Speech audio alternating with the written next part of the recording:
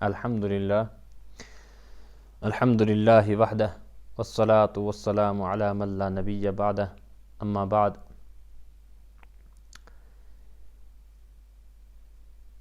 قال تعالی فی الکلام المجید اعوذ باللہ من الشیطان الرجیم بسم اللہ الرحمن الرحیم والضحى واللیل اذا سجى ما ودعک ربک وما قلى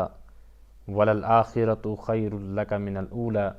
وَلَسَوْفَ يُعْطِيكَ رَبُّكَ فَتَرْضَى أَلَمْ يَجِدْكَ يَتِيمًا فَآوَى وَوَجَدَكَ ضَالًّا فَهَدَى وَوَجَدَكَ عَائِلًا فَأَغْنَى فَأَمَّا الْيَتِيمَ فَلَا تَقْهَرْ وَأَمَّا السَّائِلَ فَلَا تَنْهَرْ وَأَمَّا بِنِعْمَةِ رَبِّكَ فَحَدِّثْ. آمنت باللہ صدق اللہ العظیم. رب اشرح لی صدری ویسر لی امری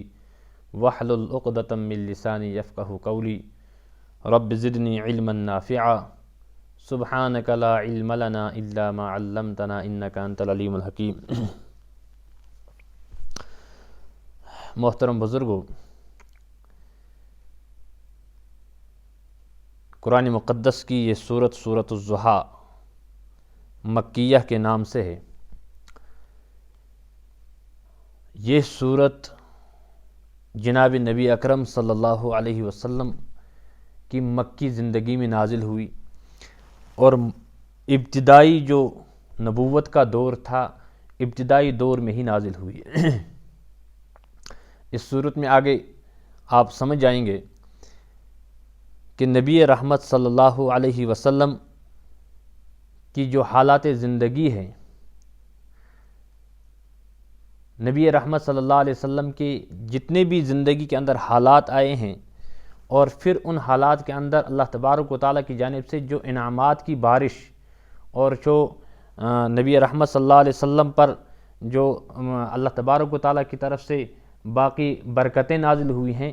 ان تماموں کا تذکرہ اس صورت میں اور اس کے بعد جو صورت ہیں سورۃ الانشراح الم نشرح لک صدرک، ان دونوں صورتوں میں ان چیزوں کا بیان ہے.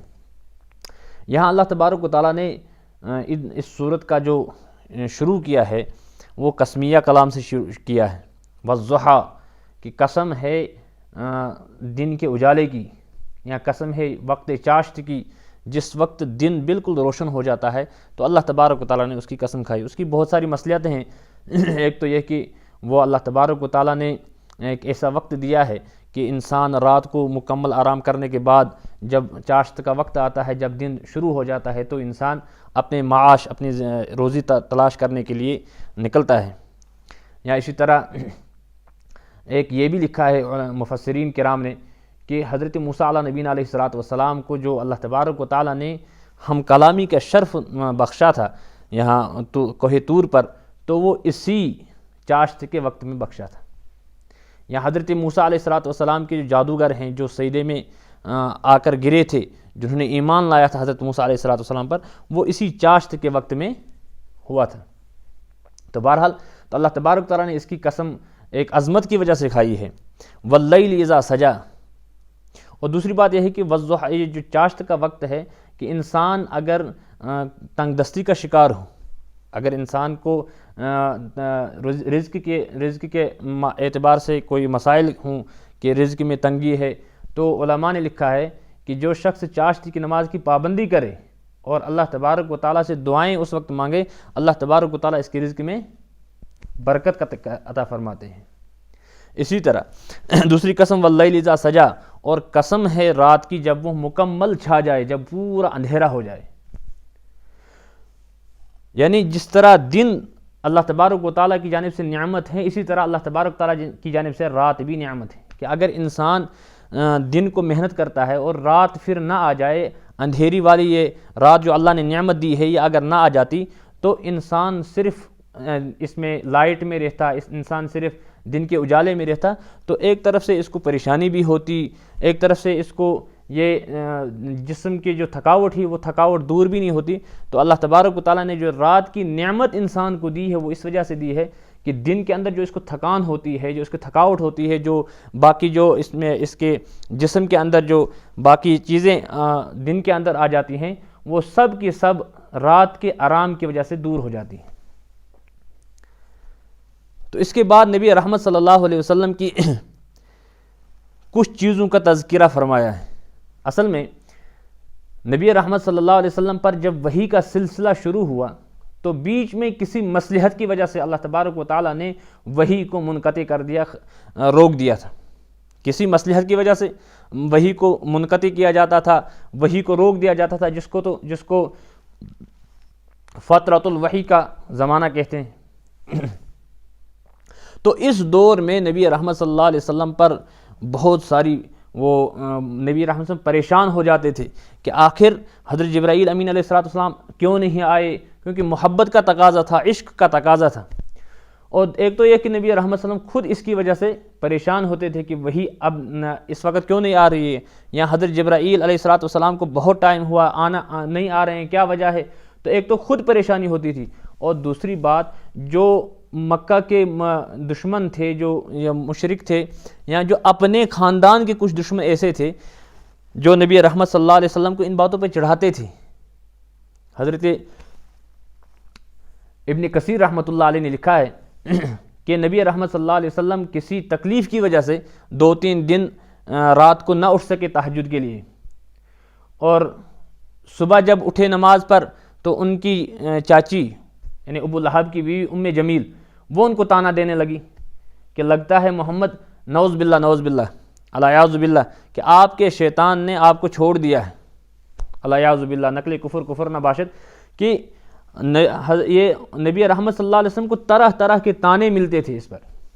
ایک تو اپنی پریشانی کہ حضرت جبرائیل نہیں آتے ہیں، اور دوسرے اوپر سے جو ان کو طعنے دیا کرتے تھے اللہ نے ان کو چھوڑ دیا، یا جو مشرک تھے وہ کہہ رہے تھے کہ نعوذ باللہ شیطان نے ان کو چھوڑ دیا۔ ان کے اس طرح کے الفاظ جب نبی رحمت صلی اللہ علیہ وسلم سنتے تھے تو نبی رحمت صلی اللہ علیہ وسلم پر اور زیادہ تکلیف اور زیادہ وہ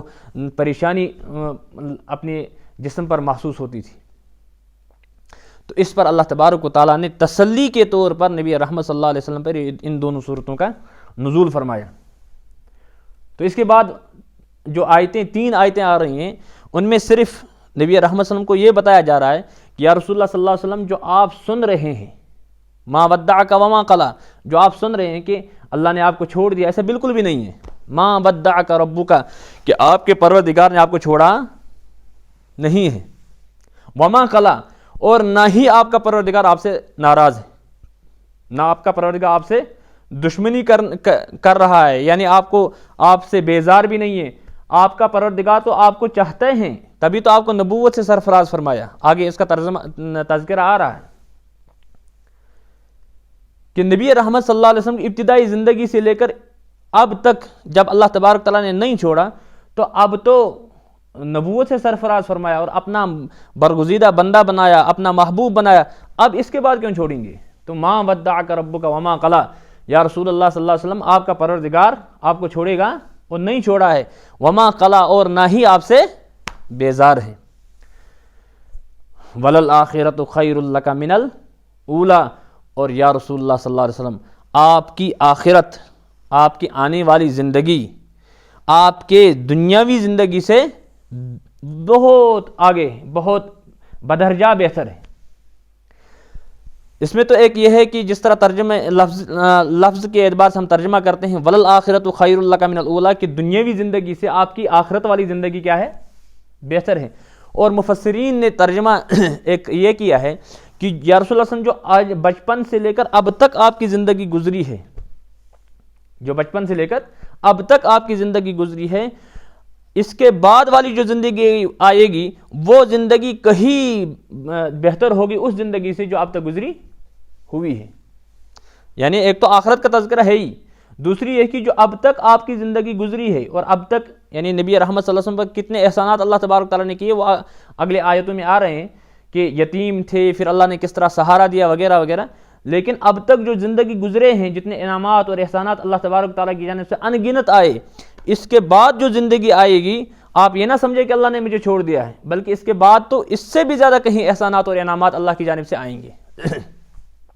تو وللآخرۃ خیر لک من الاولی، آپ کی جو پہلی والی زندگی ہے وہ کیا ہے؟ اس سے بہتر اب اس کے بعد والی زندگی ہوگی۔ وَلَسَوْفَ يُعْطِيكَ رَبُّكَ فَتَرْضَىٰ، اور یقیناً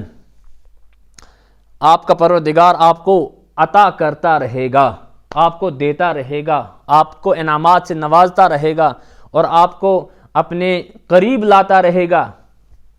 انعامات یعنی جتنے بھی انعامات اللہ کی جانب سے ہیں وہ تمام کے تمام انعامات اللہ کی جانب سے آپ کو ملتے رہیں گے تب تک فترضا، جب تک آپ راضی ہو جائیں گے۔ مفسرین نے لکھا ہے کہ نبی رحمت صلی اللہ علیہ وسلم نے جب یہ آیت سنی تو فرمایا اذن واللہ لا ارضا لواحد من امتی فی النار، جب تک میرا ایک امتی جہنم میں ہوگا تب تک میں راضی نہیں ہو جاؤں گا۔ اس وقت بھی نبی رحمت صلی اللہ علیہ وسلم امت کی فکر ہے کہ دنیاوی اعتبار سے ہو یا اخروی اعتبار سے ہو، جس اعتبار سے بھی اللہ تبارک و تعالیٰ چاہ رہے ہیں کہ میری رضامندی، میں راضی ہو جاؤں، اور جتنے بھی انعامات چاہ رہے ہیں، تو جب تک میں ہر امتی کو جہنم سے نکال کر جنت میں نہ لے جاؤں تب تک میں راضی نہیں ہوں گا۔ اور نبی رحمت صلی اللہ علیہ وسلم کو تو بہت سارے انعامات دنیا میں بھی دیے گئے تھے، جن کا تذکرہ احادیث میں بکثرت سے ملتا ہے کہ نبی رحمت صلی اللہ علیہ وسلم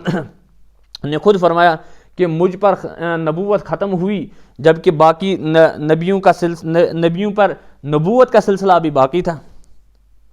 اور مجھے مکارم اخلاق بنا کر بھیجا، جوامع الکلم مجھے عطا کیا گیا، یعنی مختصر سی بات میں بہت سارا علم پھوٹ رہا ہے، جو جیسے کہ احادیث میں اس کا ہمیں مشاہدہ ہو رہا ہے، احادیث میں بہت ساری کثرت سے ہمیں یہ چیز پائی جا رہی ہے۔ تو یہ تمام انعامات جو اللہ تبارک تعالیٰ نے نبی رحمت صلی اللہ علیہ وسلم کو بظاہر دیے تھے، اس کے علاوہ اللہ تبارک تعالیٰ نے فرمایا وَلَسَوْفَ يُعْطِيكَ، جتنے بھی اس کے بعد انعامات ہم دیں گے تو ہم اس وقت تک انعامات دیتے رہیں گے جب تک آپ راضی۔ اس میں حوض کوثر کا معاملہ ہے، پل صراط کا معاملہ ہے، پھر شفاعت کبریٰ کا اصل معاملہ ہے جو نبی رحمت صلی اللہ علیہ وسلم جس کے بارے میں فرمایا کہ تب تک میں راضی نہیں ہو جاؤں گا جب تک نہ ایک ایک امتی کو جہنم سے نکالوں گا۔ اس کے بعد وَلَسَوْفَ يُعْطِيكَ رَبُّكَ فَتَرْضَىٰ أَلَمْ يَجِدْكَ يَتِيمًا فَآوَىٰ۔ یا رسول اللہ صلی اللہ علیہ وسلم آپ یہ سوچ رہے ہیں کہ یا جو کفار اور مشرکین آپ کو تانے دے رہے ہیں کہ اللہ نے آپ کو چھوڑ دیا، آپ ان کے تانوں میں آ گئے؟ نہیں، بلکہ آپ اپنی ابتدائی زندگی کو یاد کریں، یتیمی والی زندگی کو یاد کریں۔ ماں کی پیٹ میں تھے آپ، والد صاحب دنیا سے چلے گئے بغیر کسی سہارے کے، اور اس حالت میں حضرت عبداللہ اس دنیا سے چلے گئے کہ پیچھے اولاد کے لیے، پیچھے بچوں کے لیے کوئی زیادہ راہ چھوڑا ہی نہیں، کوئی ایسی چیز، کوئی مال و متاع چھوڑا ہی نہیں کہ جس سے نبی رحمت صلی اللہ آنے والے بچے کی پرورش ہو، یا جس سے بیوی اپنی زندگی بسر کرے۔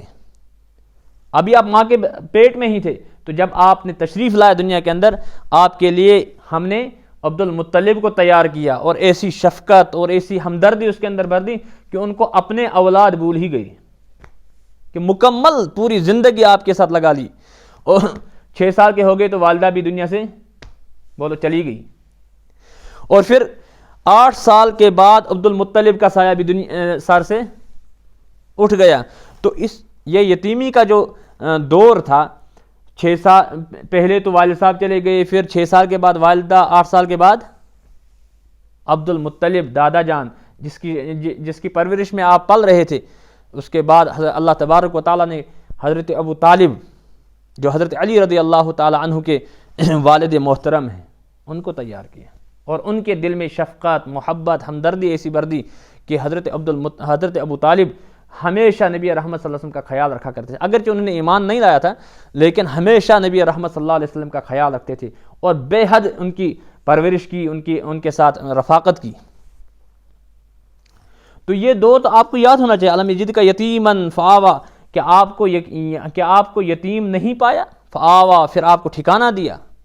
پھر آپ کو یعنی ایسی پرورش کرائی کہ جس کے ماں باپ بھی موجود ہوں اتنی پرورش اس کو بھی نہیں کی جاتی ہے۔ وَوَجَدَكَ ضَالًّا فَهَدَىٰ، یہ تو ابتدائی دور تھا، یہ تو بچپنے کا دور تھا۔ پھر جب آپ تھوڑے بڑے ہو گئے، جب جوانی میں آ گئے، تو جوانی میں آنے کے بعد جب آپ نے مکہ کی حالت دیکھی، بڑی عجیب صورت تھی مکہ کی، کہ خانہ کعبہ کا طواف ننگے ہو کر کیا جا رہا ہے، بچیوں کو زندہ درگور کیا جا رہا ہے، شراب نوشی، بدماشی، زنا خوری، ہر چیز کی جا رہی ہے، اور یہ تمام مشرکانہ زندگی جو گزاری جا رہی ہے یا بیہودہ جو طرز زندگی میں لایا جا رہا ہے، یہ تمام ماحول جو آپ دیکھ رہے ہیں، تو نبی رحمت صلی اللہ علیہ وسلم بچپن ہی سے، ابھی تو نبی نہیں تھے، محمد بن عبداللہ تھے، تو بچپن ہی سے ان کے مزاج میں ایک موحدانہ صفت تھی، رئیس الموحدین تھے، کہ یہ تمام چیزیں ان کو دیکھنا بھی پسند، کہ شرک سے میں باز رہوں، ان خرافات شراب خوری سے میں باز رہوں، یا جو جس اعتبار سے یہاں فتنے فساد ہو رہے ہیں ان تمام فتنوں سے میں کیا رہوں، الگ تھلگ رہوں۔ تو الگ تھلگ رہنے کے لیے آپ نے کہاں غار کو چن لیا اور اپنی زندگی کو خلوت میں ڈال دیا اور خلوت اختیار کر لی، غار میں چلے جاتے تھے عبادت کرنے کے لیے۔ لیکن جب آپ عبادت کرنے جاتے تھے آپ کے پاس کوئی دستور العمل نہیں تھا، آپ کے پاس کوئی مکمل کوئی دستور العمل نہیں تھا، یعنی وضو کرنے کا مکمل طریقہ، غسل کرنے کا مکمل طریقہ، نماز پڑھنے کے مکمل طریقہ کہ کتنے رکعتیں ہیں، کیسی پڑھنی ہیں، یا ایسے ہی باقی جو عبادات کا معاملہ تھا مکمل آپ کے سامنے نہ دستور کوئی کتاب کی شکل میں تھا، اور نہ آپ ایمان کو جانتے تھے، ایمان کیا چیز ہوتی ہے، جیسے کہ سورہ شورى میں اللہ تبارک تعالیٰ نے فرمایا ما کنت تدری مل کتاب ولا الایمان، کہ آپ کتاب اور ایمان کے بارے میں معلوم ہی نہیں تھا، آپ کو آپ جانتے ہی نہیں تھے یہ کیا چیز ہے۔ لیکن اس زندگی میں بھی، اس دور میں بھی، اس سٹیج پر بھی اللہ تبارک و تعالیٰ نے آپ کو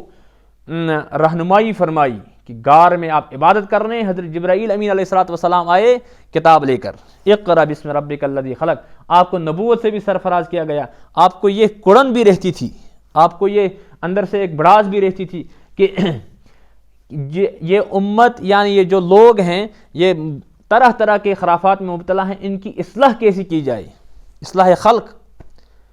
تو اس اعتبار سے بھی نبی رحمت صلی اللہ علیہ وسلم کیا رہتے تھے، پریشان رہتے تھے۔ تو اللہ تبارک تعالیٰ نے فرمایا ہم نے یہ چیز بھی آپ کی کیا کر دی، مکمل کر دی۔ تو حضرت جبرائیل آئے وہی لے کر، اور الم یجدک یتیما فآویٰ ووجدک ضالا فہدی، ہم نے آپ کو بے راہ پایا، بے خبر پایا، فہدا، تو ہم نے آپ کو کیا دی، ہدایت دی۔ ووجدک عائلا فاغنی، پھر ایک سٹیج آیا آپ کو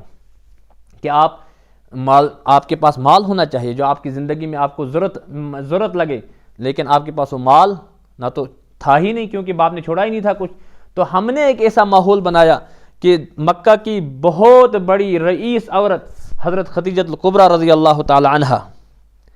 جن کے ساتھ مکہ کے بڑے بڑے رئیس کی خواہش تھی کہ ہم ان کے ساتھ نکاح کریں، لیکن وہ